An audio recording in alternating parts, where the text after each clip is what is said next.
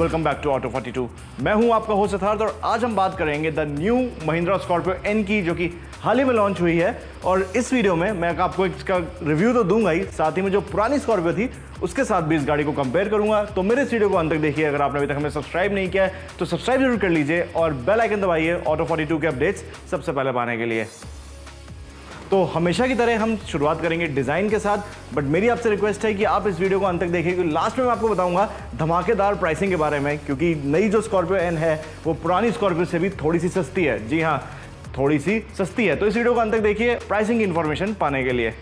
तो फिर अब डिज़ाइन पे आते हैं। तो बहुत एक एवोल्यूशन हुआ है स्कॉर्पियो के डिज़ाइन का, but then again it's a evolution, it's not a revolution, because देखने में जो स्कॉर्पियो एन है इसमें स्कॉर्पियो की झलक ज़रूर है। एक जो एसेंस था ओरिजिनल डिज़ाइन का वो ज़रूर है। हालांकि ये गाड़ी पहले से काफ़ी बड़ी हो गई है। महिंद्रा इसको बिग डैडी ऑफ एसयूवीज बोलता है। अब बिग डैडी तो थोड़ा ज़्यादा हो गया, but this is definitely a daddy of the old Scorpio, because dimensions मैं आपको नीचे दे रहा हूँ तो आप देख सकते हैं लेंथ, विड्थ, हाइट तीनों ही पैरामीटर्स में पुरानी स्कॉर्पियो से काफ़ी बड़ी है ये नई गाड़ी। इनफैक्ट जो सफारी है टाटा की, which is from a segment above, उससे भी बड़ी है। तो जाहिर सी बात है कि हैरियर और हेक्टर जैसी गाड़ियों से तो बड़ी होगी ही। So dimension wise the Scorpio is actually very big and road पे भी इसकी जो स्ट्रीट प्रेजेंस है वो काफ़ी सही है। चलते समय ये गाड़ी काफ़ी मैजेस्टिक लगती है, एक बोल्ड लुक आता है, which is largely due to the huge dimensions this SUV has got. और फिर अगर हम वापस डिज़ाइन पे आते हैं तो आप देख सकते हैं फ्रंट एंड में पुरानी स्कॉर्पियो की थोड़ी सी झलक है। एक इवॉल्व डिज़ाइन मिली है ग्रिल को, तो वही जो टूथेड ग्रिल है वैसा ही कुछ मिला है आगे।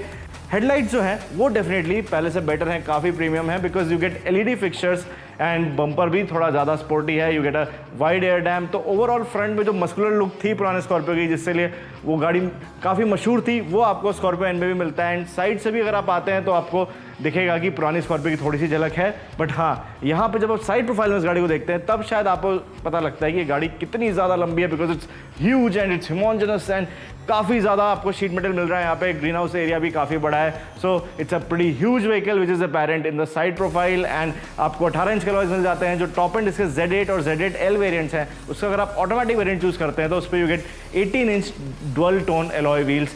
बाकी सारे वेरिएंट्स जो हैं, मतलब जो Z8 और Z8L के ही जो 6 seater 7 seater manual transmission equipped variants हैं, उसमें आपको मिलते हैं 17 इंच अलॉय व्हील्स। और फिर फाइनली अगर हम रियर पे आते हैं तो रियर पे याद होगा आपको जो पुरानी स्कॉर्पियो थी उस पर साइड ओपनिंग टेल गेट था। इस पर भी महिंद्रा ने वैसे ही किया, एक जो पुरानी स्कॉर्पियो का एसेंस था वो रिटेन करने की कोशिश करी है। तो even at the rear you get similar side opening tail gate. और एक थोड़ा सा कॉन्ट्रोवर्शियल डिज़ाइन फीचर है यहाँ पे, जो कि है इसके टेल लाइट्स।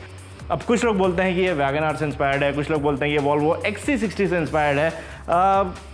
मे बी थोड़ा बहुत इंस्पिरेशन लिया होगा डिज़ाइनर्स ने कांट से, but then again the point is that these look good. थोड़ा सा जो पुरानी जो लास्ट जनरेशन स्कॉर्पियो थी उसमें भी आपको याद होगा कि नीचे आपको टेल लाइट चलती थी, ऊपर रिफ्लेक्टर मिलते थे कंटिन्यूएशन में। तो थोड़ा सा उसका एक इवॉल्व वर्जन है। एंड ओवरऑल मेरा यही मानना है कि जो नई स्कॉर्पियो एन है वो स्कॉर्पियो से बेटर तो लगती ही है, साथ में बोल्डर भी है, and that is largely due to the size. And rear end again थोड़ा सा कंट्रोवर्शियल जरूर है, but overall I feel as a package the design is actually very good. और चलिए अब इसी के साथ इस गाड़ी के अंदर चलते हैं और आपको बताते हैं कि अंदर पुरानी गाड़ी से इस गाड़ी में क्या डिफरेंस है, और साथ ही साथ as a stand alone vehicle also how good is the new Mahindra Scorpio N.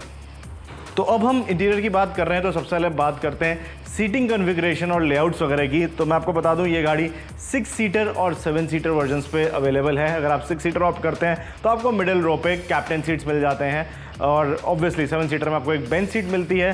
तो हाई एंड मॉडल जो आपके देख रहे होंगे, जो टॉप एंड मॉडल अभी आपको दिख रहा है वीडियो में, वो लेदर अपहोल्स्ट्री के साथ आता है। So you get a chocolate brown leather upholstery which looks pretty good. And ये ब्राउन ब्लैक का जो कॉम्बो है वो इसका थोड़ा सा लग्जरियस बना देता है, specially compared to the old Scorpio.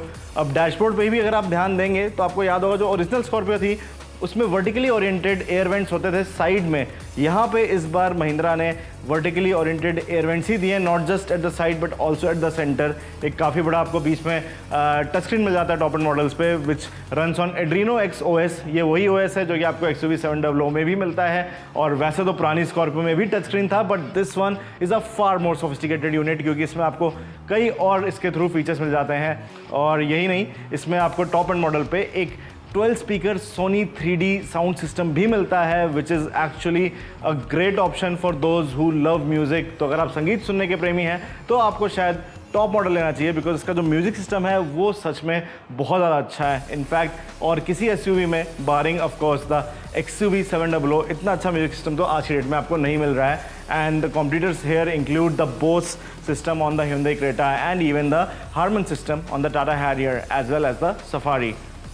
चलिए अब कुछ और फीचर्स की बात करते हैं। इंस्ट्रूमेंट क्लस्टर पे आते हैं। इंस्ट्रूमेंट क्लस्टर में आपको एक सेमी डिजिटल यूनिट मिल रहा है, बिकॉज बीच में आपको एक डिजिटल MID मिल जाता है। स्टीयरिंग व्हील भी इसका काफ़ी अच्छा है, it's very good to hold. इस पर आपको काफ़ी बटन कंट्रोल्स मिल जाते हैं, जैसे कि क्रूज कंट्रोल मिल जाता है, साथ ही साथ आपको इंफोटेनमेंट और कॉलिंग ऑप्शंस के भी चीज़ें मिल जाती हैं स्टीयरिंग पे। एंड और अगर हम कुछ हाईलाइट्स की बात करें तो आपको वायरलेस स्मार्टफोन चार्जर मिल रहा है, which is again something that was not available on the earlier Scorpio. And इसी तरह से इसमें आपको वायरलेस कारप्ले और वायरलेस एंड्रॉयड ऑटो भी मिल रहा है।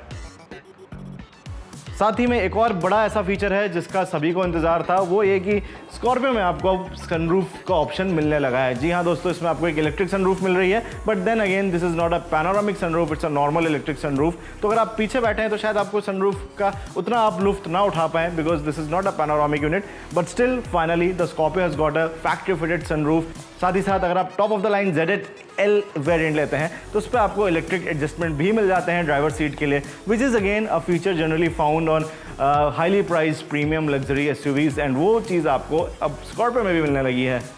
एंड दोस्तों फाइनली कुछ और ऐसे फीचर्स हैं जो कि स्कॉर्पियो एन को पुरानी स्कॉर्पियो से काफ़ी ज़्यादा बेहतर बना देते हैं, साथ ही साथ कंपटीशन से भी थोड़ा सा बेहतर बना देते हैं। उनमें से एक ये है कि इसमें आपको अब ड्राइवर ड्राउजीनेस अलर्ट मिलने लगा है। अब वैसे तो XUV 700 में महिंद्रा जो है ADAS फीचर्स दे रहा है, जिसमें आपको काफ़ी सारे ड्राइवर असिस्टेंस सिस्टम्स मिल जाते हैं।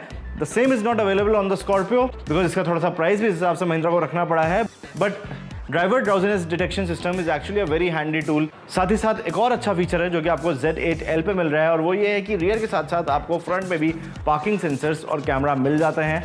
और इसी के साथ मैं आपको बता दूं कि अगर हम फीचर्स की बात कर रहे हैं तो पुरानी स्कॉर्पियो से तो ज़्यादा फीचर लोडेड है ही नहीं Scorpio, but even when you compare it with the similarly priced competition, उसमें भी Scorpio N holds an edge. अब चलिए दोस्तों, ये तो बात थी फीचर्स की। अब हम आपको बताते हैं कि इंटीरियर में आपको स्पेस कैसी मिल रही है फर्स्ट, सेकंड और थर्ड रो में। तो ऑब्वियसली जैसा कि मैंने आपको बताया, compare to the old Scorpio, नई स्कॉर्पियो काफ़ी बड़ी है, इसके डायमेंशंस में काफ़ी ग्रोथ हो गई है, and most of it has translated into a roomier cabin. तो अगर आप आगे बैठे हुए हैं तो obviously you enjoy a lot of shoulder room and lot of leg room, and आपके साइड में भी कोई अगर वेल ग्रोन अडल्ट बैठा है तो साथ शायद ही कभी होगा कि आपको शोल्डर रूम की कोई कमी महसूस हो।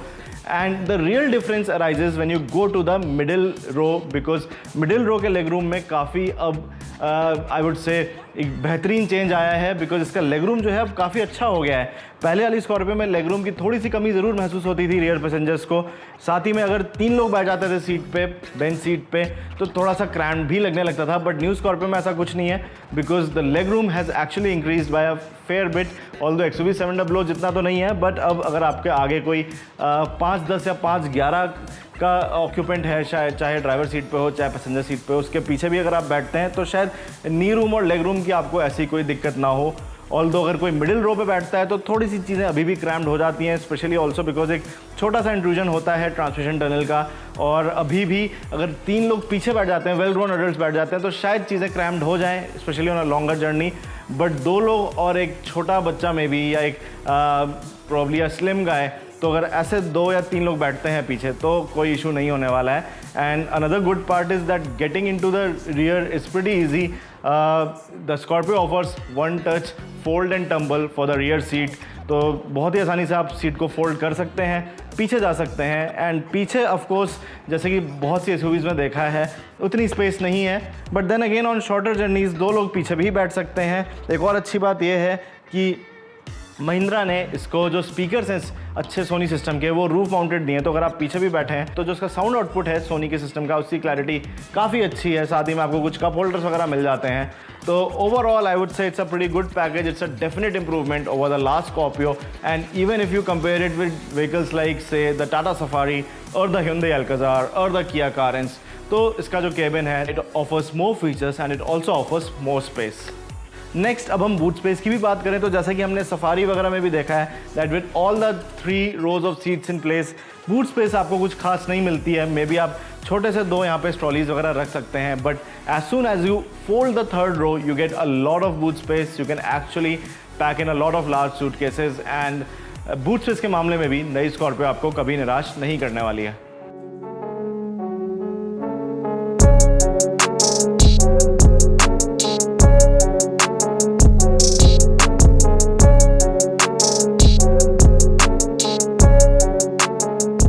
दोस्तों ये तो बात थी एक्सटीरियर की, इंटीरियर की। अब हम बात करते हैं परफॉर्मेंस की। तो आपको याद होगा जो पुरानी स्कॉर्पियो थी उसमें आपको मिलता था सिर्फ एक diesel engine option with just a 6-speed manual transmission, but on the new Scorpio you get a petrol engine option as well as automatic and manual transmission options for both the engine variants. जी हाँ दोस्तों, महिंद्रा ने last Scorpio में भी कुछ time के लिए एक पेट्रोल ऑप्शन ज़रूर दिया था जिसमें पेट्रोल ऑटोमेटिक ऑप्शन भी था, but because of poor demand it was discontinued. But this time around Mahindra is confident कि जो इनके पेट्रोल ऑप्शंस हैं उसकी भी ठीक ठाक डिमांड रहेगी, बिकॉज फाइनली अब थोड़ा सा शिफ्ट हो रहा है पेट्रोल पावर्ड व्हीकल्स की तरफ। तो एनीवे दोस्तों, आपको 2 इंजन ऑप्शंस मिलते हैं। एक मिलता है 2 litre turbocharged M Stallion petrol engine और दूसरा मिलता है 2.2 litre turbocharged M Hawk diesel engine. पहले अगर हम पेट्रोल इंजन की ही बात कर लें तो इसमें आपको मिलती है 202 PS की मैक्सिमम पावर और 370 Nm का पीक टॉर्क। यहाँ पे आपको 2 ट्रांसमिशन ऑप्शंस मिल रहे हैं, एक मिल रहा है 6-speed मैनुअल, एक मिल रहा है 6-speed ऑटोमेटिक।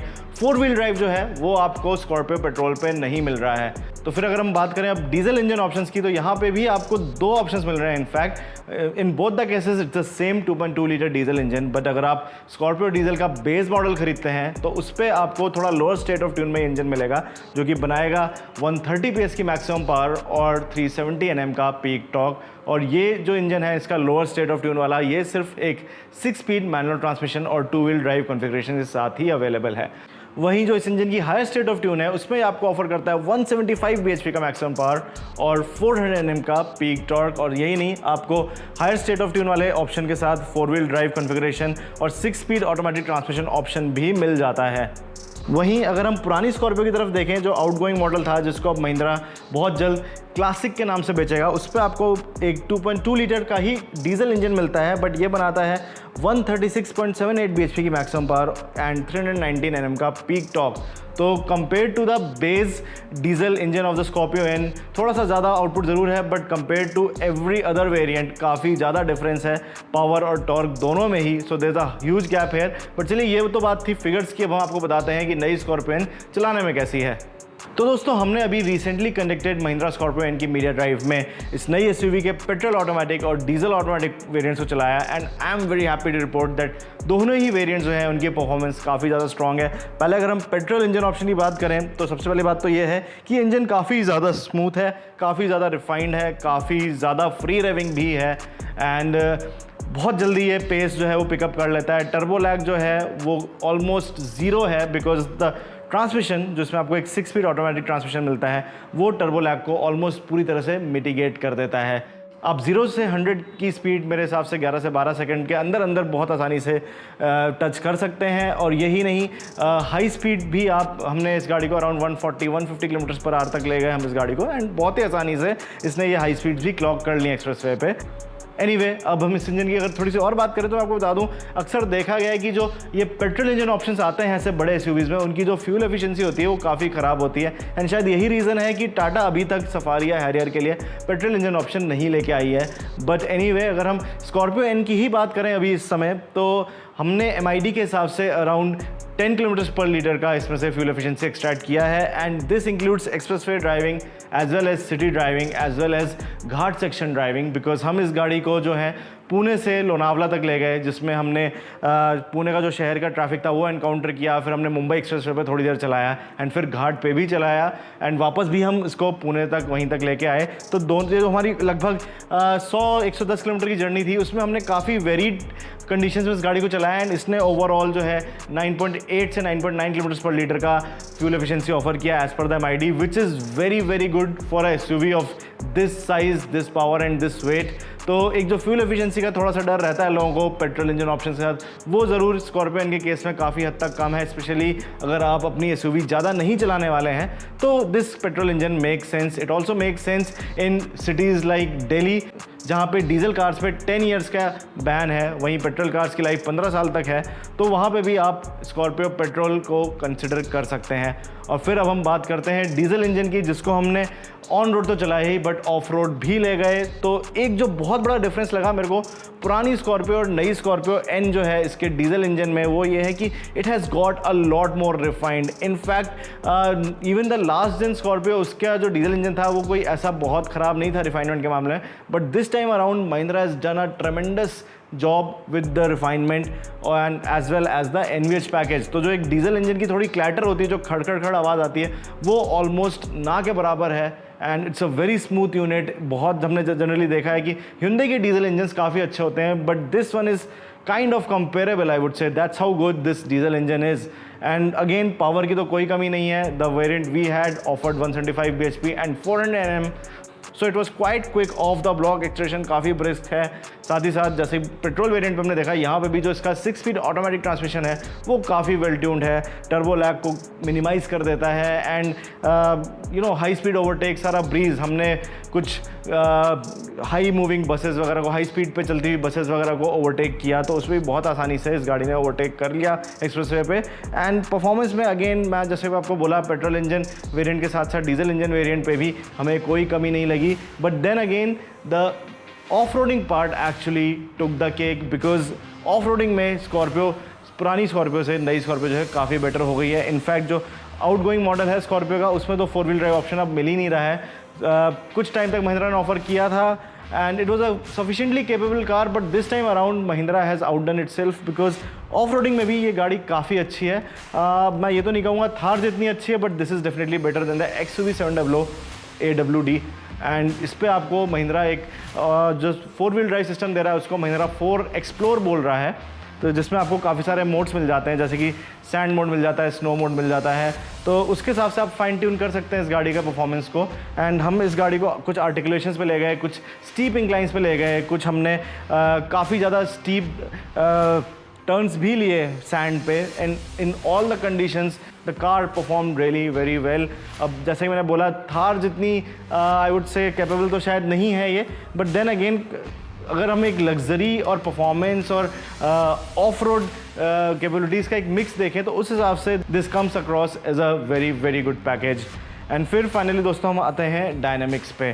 तो अगर हम महिंद्रा की माने तो महिंद्रा ने डायनामिक्स से काफ़ी काम किया है, and as soon as you start driving the new Scorpio, आपको ये चीज़ साफ जाहिर हो जाती है कि पहले के मुकाबले गाड़ी काफ़ी बेटर है। इनफैक्ट जो लास्ट जनरेशन स्कॉर्पियो थी, महिंद्रा को काफ़ी साल लग गए उसको फाइन ट्यून करने में। इनफैक्ट जो पहली स्कॉर्पियो आई थी आज से 20 साल पहले, उसकी जो हैंडलिंग थी that was really really not good, and बहुत सारे केसेस होते थे जिसमें गाड़ी पलट जाती थी, बहुत आसानी से अपना कंपोजर लूज़ कर देती थी। And over the time Mahindra fine tune the package and काफ़ी अच्छा कर दिया था, but this time around again in this aspect also they have outdone themselves, because the new Scorpio actually offers a very confident handling package.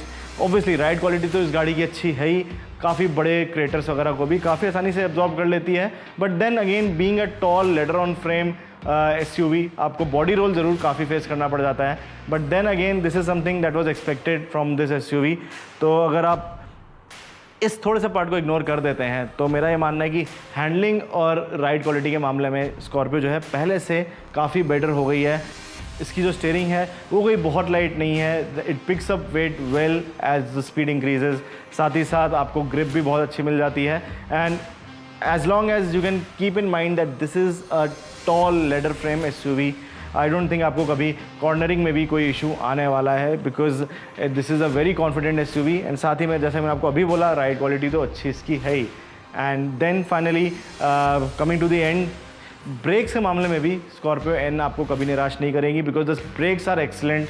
Even though ये काफ़ी भारी एक गाड़ी है, एक पावरफुल गाड़ी है, बट बहुत आसानी से ये गाड़ी ट्रिपल डिजिट स्पीड से भी स्टैंड स्टिल पे आ सकती है, thanks to the very powerful brakes. तो दोस्तों इसी के साथ हम अपने इस वीडियो के अंत पे आ गए हैं। जैसे कि आपने देखा, the new Scorpio N is a huge improvement over the last gen Scorpio. In fact even if you compare it with the rivals, अगर हम इसको Tata Safari, in fact Tata Safari तो उसकी राइवल है भी नहीं, वो XUV 700 की राइवल है, तो अगर हम इसको टाटा सफारी तो क्या हैरियर, हेक्टर जैसी गाड़ियों से भी कंपेयर करेंगे, तो this is actually a much better package, because काफ़ी अच्छे प्राइस पे आपको एक बहुत ही कॉम्पिटेंट एक SUV मिल जाती है। एंड जैसे मैंने आपको इस वीडियो के शुरुआत में बताया था कि प्राइसिंग जो पार्ट है इस गाड़ी का वो काफ़ी इंटरेस्टिंग है, तो चलिए अब उसको डिस्कस करते हैं। तो मैं आपको बता दूं, the new Mahindra Scorpio N starts ₹55,000 lower than the old Scorpio. जी हाँ दोस्तों, मैं भी उतना ही सरप्राइज था जितना कि शायद आप होंगे। तो महिंद्रा ने इस एस्पेक्ट में भी काफ़ी अच्छा काम किया कि प्राइसिंग इस गाड़ी की काफ़ी ज़्यादा अच्छी रखी है। अगर आप इसका top and fully loaded diesel manual model भी लेते हैं तो उसका प्राइस भी जो है, जो पुरानी स्कॉर्पियो का S11 टॉप एंड मॉडल था उससे सिर्फ 90,000 रुपये ज़्यादा है। But then you also get 4-wheel drive, you also get many more features like driver drowsiness alert and of course you get a overall bigger and more spacious package. तो VFM question, जो value for money question है, उसमें जो Scorpio है उसका सच में इस समय तो कोई मुकाबला नहीं है। बट यहाँ पे एक थोड़ा सा कैच है, वो ये कि जो प्राइसेस हैं ये इंट्रोडक्टरी हैं। These will be applicable only on the first 25,000 bookings। तो अगर आप इस गाड़ी को लेने का सोच रहे हैं तो मेरा आपसे रिकमेंडेशन है कि जल्द से जल्द आप अपने महिंद्रा डीलरशिप से कांटेक्ट करें और इस गाड़ी को बुक कर लें, बिकॉज कुछ ही टाइम में इसके प्राइस बढ़ जाएंगे। But even in spite of say maybe increase of up to 50 to 60,000 rupees, it will still be a very very well priced offering. तो दोस्तों ये तो था ऑटो 42 का एक डिटेल्ड रिव्यू प्लस कंपैरिजन नई महिंद्रा स्कॉर्पियो एन और old Scorpio का। आपको ये वीडियो कैसा लगा वो आप हमें नीचे कमेंट सेक्शन में ज़रूर बताइए। साथ ही साथ आप चाहते हैं कि अगर इसी की तरह किसी और गाड़ी के साथ एक ऐसा ही वीडियो करें तो वो भी आप हमें नीचे कमेंट सेक्शन थ्रू बता सकते हैं। फिलहाल दोस्तों इस वीडियो में इतना ही है। मैं हूँ आपका होस्ट सिद्धार्थ, हम फिर से मिलेंगे ऑटो 42 के वीडियो चैनल पर।